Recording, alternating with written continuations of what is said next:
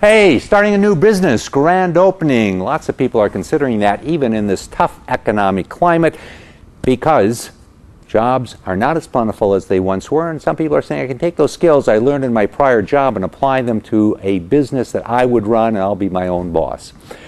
But are there difficulties that can arise? Well, that takes us to this week's case.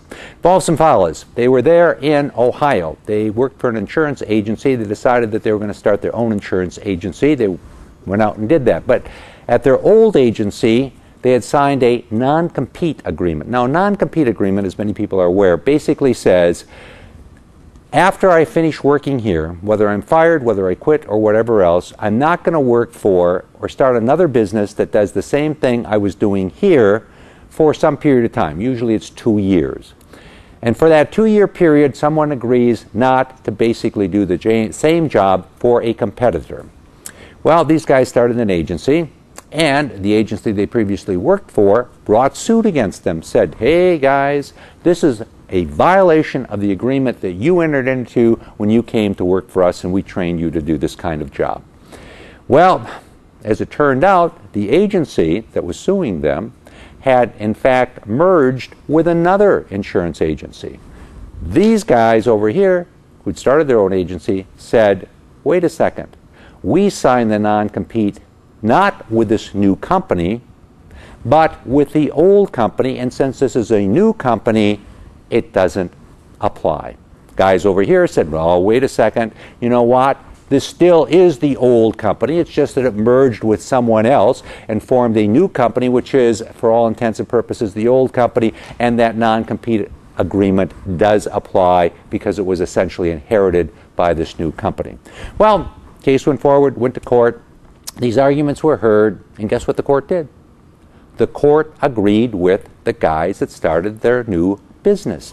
It said, in view of the fact that the agency that you previously worked for is no longer in existence, it's become part of a new agency, the non-compete agreement that you signed does not apply. Does not apply.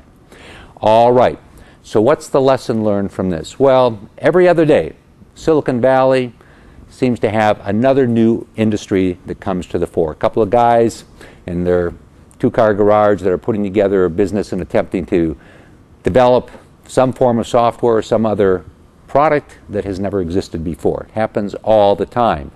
A lot of these people, and you may be one of them, have agreements with their employer which are non-compete agreements.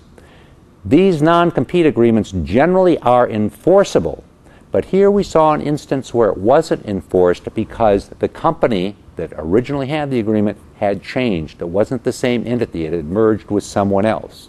The importance of that being that a non-compete agreement can sometimes be a major stumbling block to starting a business or moving to another employer, but if your prior employer had, in fact, changed, that non-compete is not enforceable, at least in Ohio.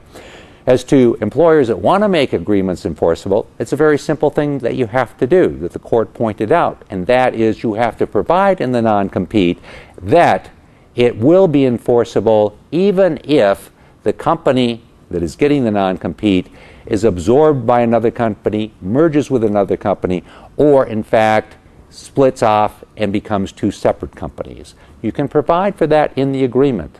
So the big lesson learned on all of this is whenever you sign any agreement, put together any agreement, think about all of the possible things that can happen down the road.